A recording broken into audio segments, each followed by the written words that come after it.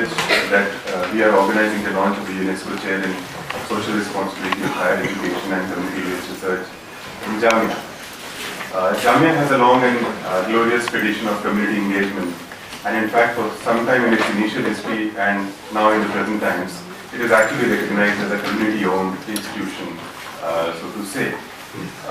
The Department of Social Work and Kriya also share a long history of partnerships, and this is one event in the whole chain of events that we have been part of.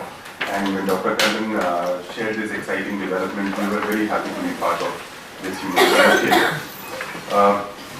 Social responsibility of the university is quite often confused with the community service, that is the third function. But in Jamia, it's a much broader and a deeper concept. It's not a separate activity to be undertaken, but it is the very essence of our university. It's across its way of being and operating. It could be seen as the responsibility of the university to preach and practice a set of principles and values through the core functions of teaching, research, community engagement, and the management. Our principles and values include commitment to fairness, truth and ethics, promotion of social equity and sustainable human development, recognition of an individual's dignity and liberty, appreciation of diversity and multiculturalism, and promotion of human rights, democracy, secularism, and civic responsibility. So it's, in a sense, it is therefore in the fitness of things that Jamia should have taken the lead, or should have been the first university to be identified by Priya to continue more focused efforts in this direction. We are thankful to our Vice Chancellor, Mr. Najib, for encouraging us and providing us all the required facilitation, and to Priya and Dr. Rajesh Tandon in particular for partnering with us. I welcome all participants to the launch and the symposium to this celebrated and glorious university, and I hope that we will have a meaningful dialogue and some implementable outcomes from this symposium. The emphasis in the UNESCO description of these chairs is on doing this through partnerships which support North-South-South and South-South networks and relationships. There are several hundred such chairs in the world. Our chair has two distinctions. First, ours is the only chair with this specific mandate, having its origins in the final communique of the 2009 World Conference on Higher Education. Secondly, ours is the only chair that is shared. Our chair is a result of an agreement between the Director General of UNESCO, the President of the University of Victoria, and the Chair of the Governing Board of Priya. And in line with our underlying values and intentions, it is a partnership between an established industrialized country, Canada, and a rapidly industrialized nation, India. Further, our chair is a partnership between a university and a civil society research organization. The fact that such a chair could have been created is the result of several phenomena. At the global level, UNESCO has become aware over the past 30 years that institutions of higher education have a much stronger and dynamic role to play in shaping the world today than merely producing skilled labor power, however critical that is. Higher education institutions have opportunities to create generations of new students who can critically examine structures of power, develop skills to work with those labeled as marginal or excluded, can become civic leaders in deeper forms of democracy.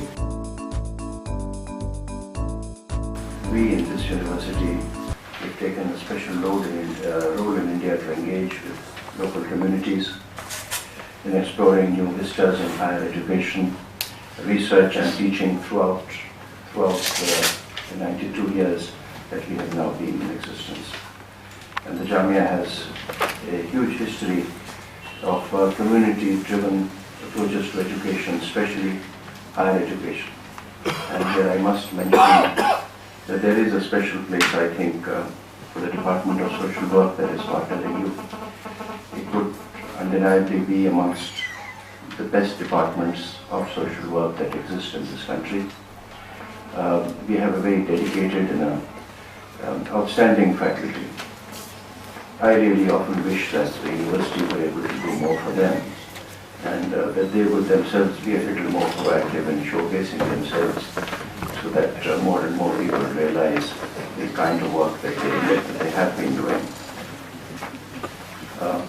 various experiments like the post-partition rehabilitation, the adult education movement, Balak Mata centers, the Dr. Zakir Hussain Memorial Society, University Outreach Program, the polio eradication project in Western Uttar Pradesh, the Child Protection Action Project in UP are good examples of the engagement of the university with larger community.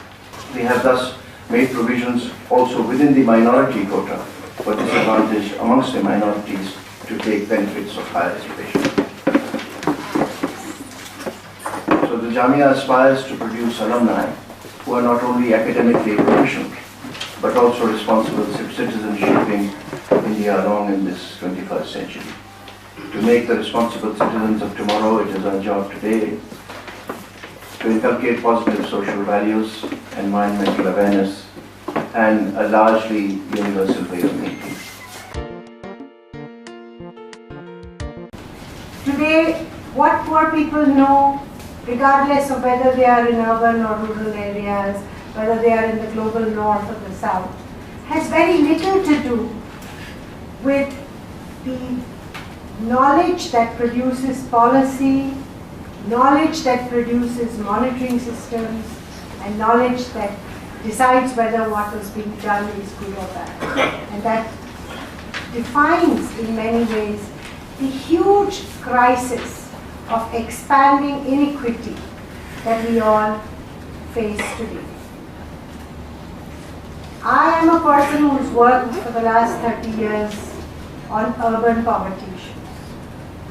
And while all the speakers spoke about different groups of people, you all forgot the fact that this world is increasingly going urban.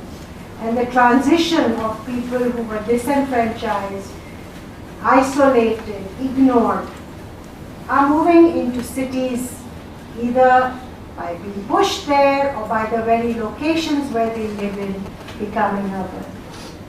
We have enormous amounts of data that says so, but very little acknowledgement even in our own government about this process. And so all things to do with urban, all things to do with urban poverty, all things about making cities equitable are being ignored.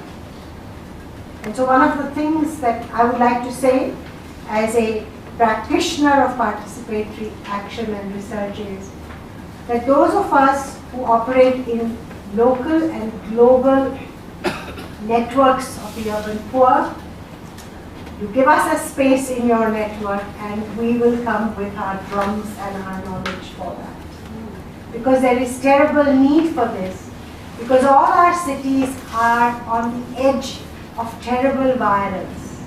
And that violence comes out of the inability of our institutions, be they municipal, provincial or national, to acknowledge that our cities are not being planned to address security and inclusivity for all.